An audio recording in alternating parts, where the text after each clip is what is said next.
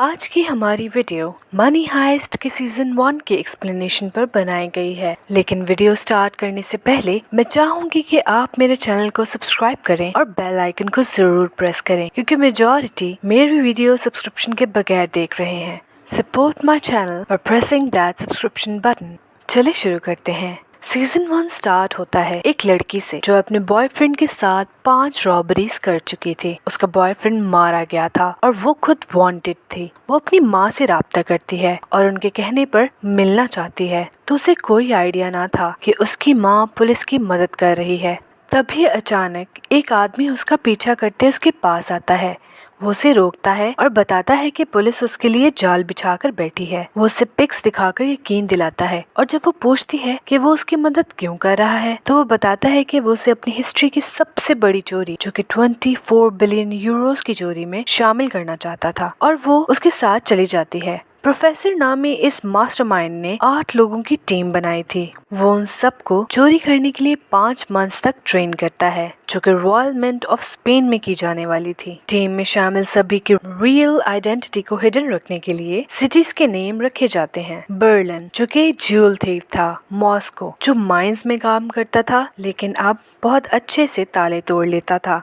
उसका बेटा डेनवर भी टीम का हिस्सा था। रियो, जो कि यंग हैकर और टोक्यो का होने वाला बॉयफ्रेंड था।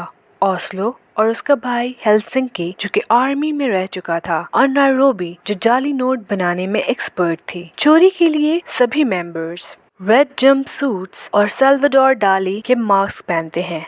रॉयल मिंट को जाती पुलिस की गाड़ियों को रोककर सब पुलिस को हॉस्टेजेस बना लेते हैं। उनके प्लान को मजबूत बनाता है एक और एडवांटेज, जो था यूके के एम्बेसडर की बेटी एलिसन पार्कर, जो अपने स्कूल ट्रिप पर वहां आ रही थी। वो चोरी के लिए जब रॉयल मिंट पहुंचते हैं तो 67 हॉस्टेजेस को वहां कैद कर लेते हैं। उन सब की आंखों पर पट्टी बांधी जाती है। उन सब के फोन्स ले लिए जाते हैं। रियो वहां सब कैमरास को हैक कर लाइव फीड प्रोफेसर को ट्रांसफर करता है, जो पूरा टाइम इस प्लान को खराब ना होने देने के लिए करीबी एक सुनसान से वेयरहाउस में मौजूद था। प्रोफेसर के कहे मुताबिक उन सबको किसी को हार्म करने की बिल्कुल भी इजाजत ना थी। अंदर टीम का लीडर बर्लिन था, क्योंकि वो सबसे शांत था और मैनिपुलेटिव पर्सनैलिटी का मालिक था। मॉस्को और डेनवर बैंक के लॉकर्स को तोड़कर पैसा बैग्स में भरते हैं, लेकिन मनी हाइस्ट इस पैसे के लिए प्लान ना किया गया था। असल मकसद इस पैसे को यूज करके पुलिस का ध्यान भटकाना था। डेनवर,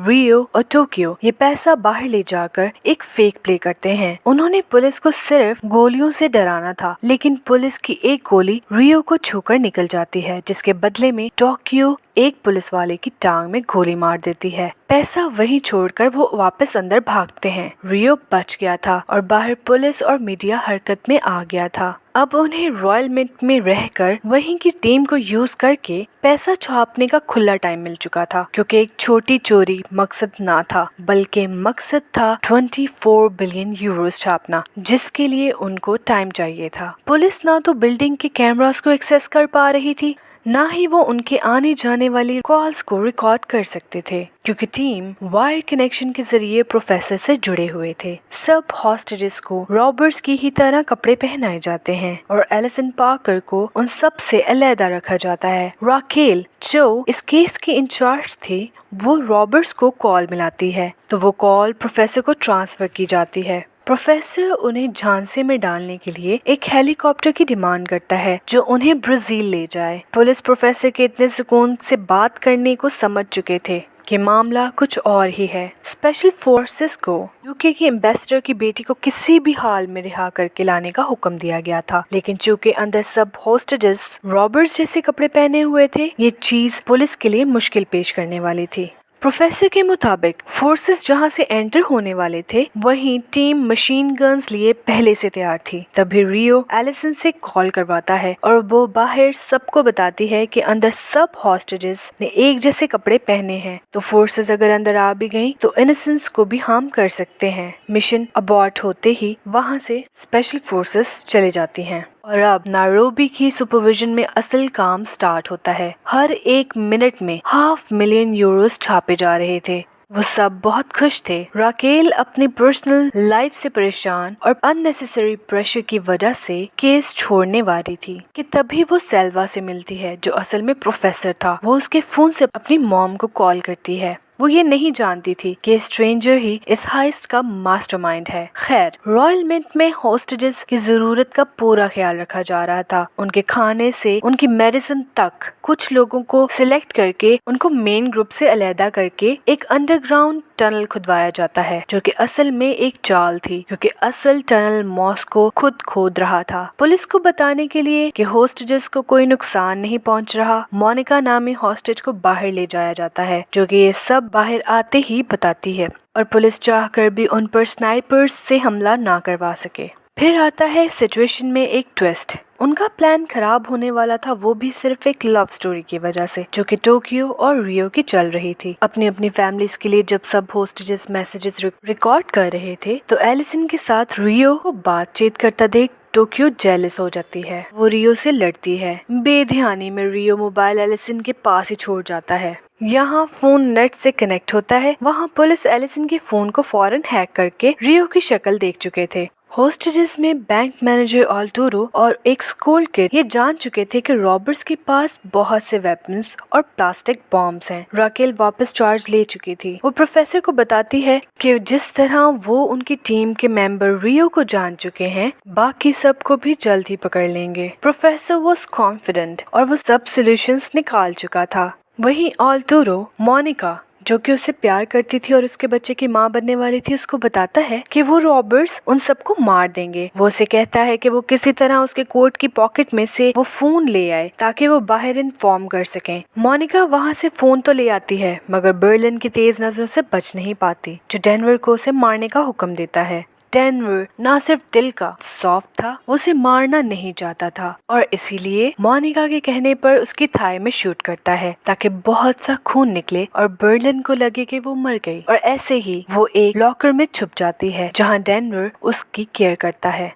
दूसरी तरफ रियो को बुरी हालत में देख, जो कि बर्लिन ने उसको सजा के तौर पर हेलसिंकी और ओस्लो के हाथों पिटवाया था, टोक्यो इस गुस्से से कुछ कैमरे तोड़ देती है और प्रोफेसर को वार्न करती है। तो प्रोफेसर बताता है कि किस तरह उन दोनों बेवकूफों की वजह से टोक्यो और रियो की पुलिस को आइडेंटिटी पता चल चुकी है। वो म्यूजियम देखने जब आए थे तो कैमरा में उनकी फुटेज रिकॉर्ड हो चुकी थी। जब नेक्स्ट कॉल में पुलिस प्रोफेसर को सरेंडर करने को कहती है, तो प्रोफेसर बहुत स्मार्टली इसे टैकल करता है कि कभी कोई चोर खुद को सरेंडर नहीं करता। तभी प्रोफेसर के फोन पर राकेल की माँ की कॉल आती है, क्योंकि एक बार राकेल ने प्रोफेसर का फोन यूज किया था।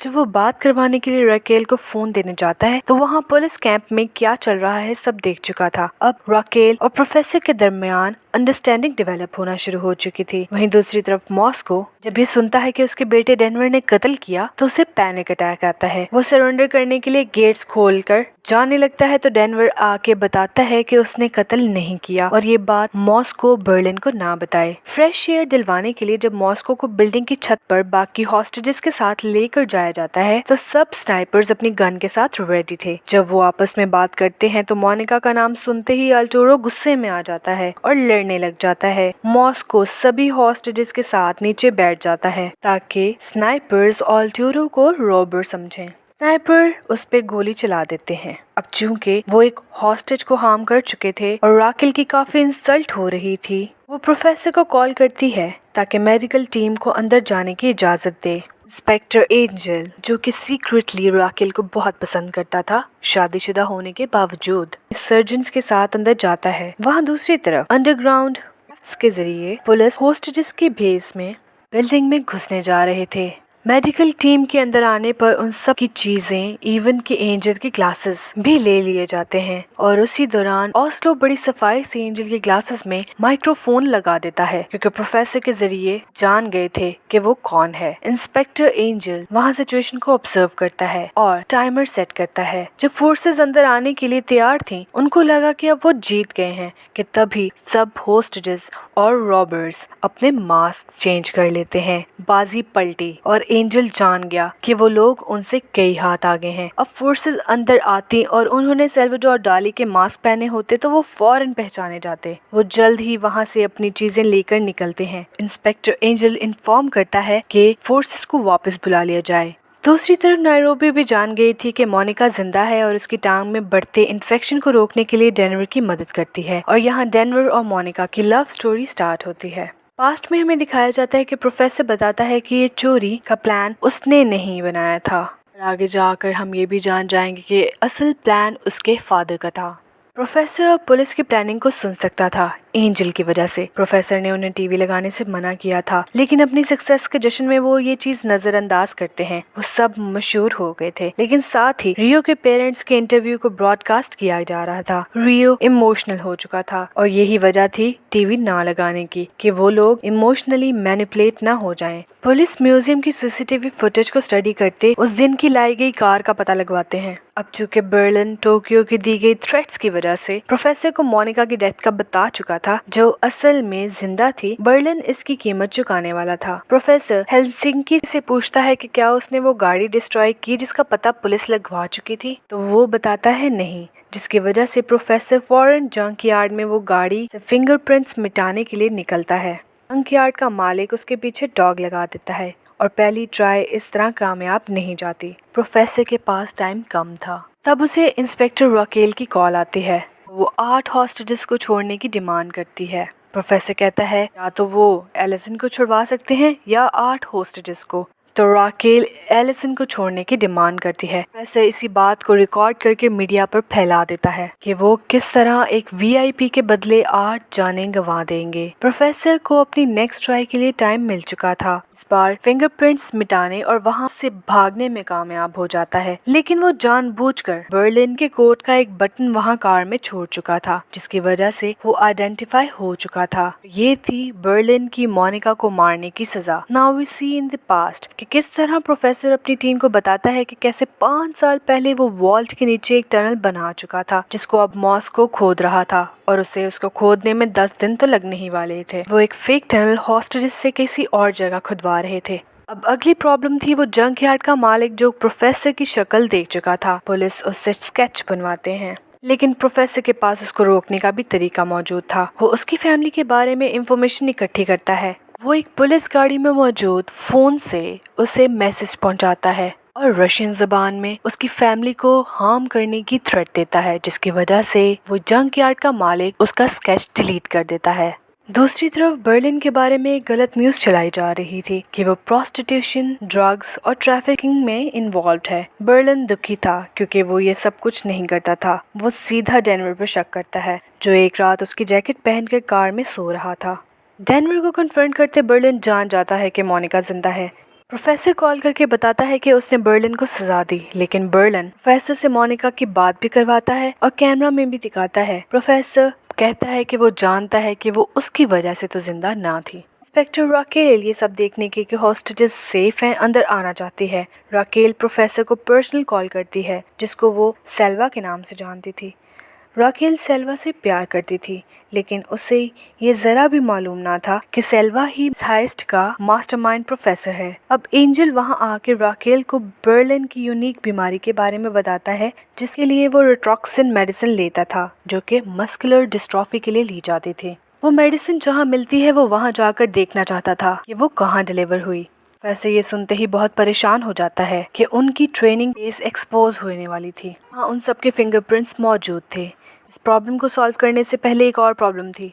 एंजल को प्रोफेसर पर शक हो गया था और वो उसके रहने की जगह को देखना चाहता था। दूसरी तरफ राकेल खुद हॉस्टेजेस को सेफ एंड साउंड देखने प्रोफेसर से पूछकर वहां आ चुकी थी। उसके पास एक माइक्रोफोन मिलता है जिस पर रायो लिखा था, जो रियो का ही नेम था। वो उसके पेरेंट्स की तरफ से दिया गया था। दूसरी तरफ एंजल सेल्वा की जगह पर पहुंच चुका था और वो जगह को चेक करते दौरान बड़ी चालाकी से प्रोफेसर के मग से एक स्पून ले चुका था, ताकि उसके फिंगरप्रिंट्स पुलिस की गाड़ी में मिलने वाले फिंगरप्रिंट से मैच करवा सके। इससे पहले कि प्रोफेसर बर्लिन की मंगवाई मेडिसिन के रिकॉर्ड्स गायब करता, बर्लिन सबको बता चुका था कि वो एक बीमारी की वजह से ज्यादा देर जिंदा नहीं रहने वाला। दूसरी तरफ रियो इस माइक्रोफोन के जरिए दिया गया मैसेज देख चुका था और वो पुलिस से बात करता है। पुलिस उससे कहती है कि वो सब बता दे, लेकिन प्रोफेसर उन्हें पहले ही ट्रेन कर चुका था कि वो किस तरह डिवाइड एंड रूल वाली चालाकी उन पर भी चलाएंगे। और प्रोफेसर फार्मेसी पहुंचकर मेडिकल रिकॉर्ड्स गायब कर चुका था। अब चूंकि ये बात सिर्फ एंजल और राकेल को पता थी, तो वो एंजल को इस केस से रॉबर्ट्स का इन्फॉर्मर समझकर निकाल देती है। गुस्से में एंजल उसे सेल्वा को शक करने का बोलता है। वो जेलस भी था और सेल्वा पे शक भी। राकेल की सेल्वा के साथ डेट थी। इससे पहले राकेल उसे मिलने जाती, प्रोफेसर चूंकि ये सब कुछ सुन चुका था, अपनी जगह को चेंज कर चुका था। रॉयल मिंट में सब बहुत खुश थे क्योंकि ना सिर्फ मॉस्को टनल खोद चुका था, बल्कि वो अब 400 मिलियन यूरोस भी छाप चुके थे। सिचुएशन को खतरनाक बनाते हैं दो लोग, आल्टेरो और वो स्टूडेंट पैब्लो। वो कुछ औजार जमा करके पुलिस और गार्ड जो कि हॉस्टेजेस थे उन तक पहुंचाते हैं ताकि वो अपने लिए हथियार बना सकें। बर्लिन से अश्योर करने के बाद कि सब वहाँ ठीक है, प्रोफेसर उनसे 6 घंटे बाद बात करने का बोलता है। राकेल के साथ वो डेट पर जाता है। राकेल एंजल के इन्फ्लुएंस में प्रोफेसर पर शक करती है, जिसको प्रोफेसर जल्द ही दूर कर देता है और वो दोनों इस टाइम को काफी इंटीमेसी के साथ स्पेंड करते हैं। इसी दौरान एंजल ड्रंक ड्राइव कर रहा था। उसे पता लग गया था कि सेल्वा ही प्रोफेसर है। वो राकेल को बहुत बार कॉल करता है, लेकिन राकेल प्रोफेसर के साथ थी। वो उसके लिए वॉइस मैसेजेस भेजने लगता है, तो राकेल का वॉइस मेल फुल हो चुका था। एंजल उसकी माँ को वॉइस मेल भेजता है, लेकिन ड्रंक होने की वजह से उसका एक्सीडेंट हो जाता है। रॉयल मिंट में पुलिस और गार्ड जो कि हॉस्टेजेस थे, ओस्लो के सर पर मारकर उसे बेहोश कर चुके थे। वो वहां से निकलने वाले थे। भागने वाले हॉस्टेजेस सब प्लास्टिक एक्सप्लोजिव्स को डेटोनेट करवाकर दरवाजा तोड़ते हैं। पुलिस की प्रोटेक्शन में बाहर निकल जाते हैं। टोक्यो मशीन गन ले आती है और सब पुलिस पर काउंटर अटैक करते हैं और साथ ही दरवाजा सील कर देते हैं। और इस सारी सिचुएशन को अब प्रोफेसर भी देख रहा था। दूसरी तरफ एंजल की हालत नाजुक थी। अब रॉयल मिंट में सब लोग एस्केप का सुनते ही डिफेंसिव हो चुके थे, लेकिन टीम पहले से ही इसके लिए भी ट्रेन थी कि इस सिचुएशन में उन्होंने किस तरह बाकी बचे हॉस्टेजेस को फ्रीडम या मनी चूज करने को कहना है। जो लोग पैसे चूज करते हैं उनको तो साथ टीम में काम करने का भूला जाता है, और जो फ्रीडम चूज करते हैं उनको कैद कर लिया जाता है। बाहर निकल चुके हॉस्टेजेस पुलिस को सारी इंफॉर्मेशन देते हैं, लेकिन अब भी वो प्रोफेसर का नाम नहीं जानते थे या प्रोफेसर के बारे में नहीं जानते थे। दूसरी तरफ राकेल की मॉम एंजल का वॉइस मेल सुनते ही उसे एक पेज पर लिख लेती है, क्योंकि उसे अल्जाइमर्स था। वो राकेल को कॉल करती है तो वो बिजी जाती है। वो वही मैसेज प्रोफेसर को बताती है, क्योंकि वो पहले भी सेल्वा को फोन के जरिए राकेल से बात कर चुकी थी। वहाँ प्रोफेसर राकेल की मॉम को मारने की नीयत से जाता है, लेकिन जल्द ही जान जाता है कि उसे अल्जाइमर्स डिजीज की वजह से कुछ याद नहीं रहता। वो सब वॉइस मेल्स डिलीट करता है और वो पेज जिस पर उसने मैसेज लिखा था वो छुपा लेता है। राकेल को इस सिचुएशन के बाद एक सोच आती है कि रॉबर्ट्स अगर वेपन्स यूज कर रहे हैं तो कहीं ना कहीं तो उन्होंने हथियारों की ट्रेनिंग ली होगी, और वो इसी तरह वो लोगों से इंफॉर्मेशन लेती लेती उस जगह पहुंच जाती है जहां प्रोफेसर की पूरी टीम के प्लान्स और सब सबूत मौजूद थे। प्रोफेसर परेशान था और इस तरह सीजन 1 खत्म हो जाता है। सीजन 1 के एंड तक हमें ये भी पता चल जाता है कि बर्लिन असल में प्रोफेसर का भाई है। अब आगे क्या वो लोग पकड़े जाएंगे? क्या वो 24 बिलियन यूरोस की चोरी करके सेफली टनल के जरिए निकल सकेंगे? ये तो सीजन 2 में पता चलेगा। और तब तक के लिए हasta la vista।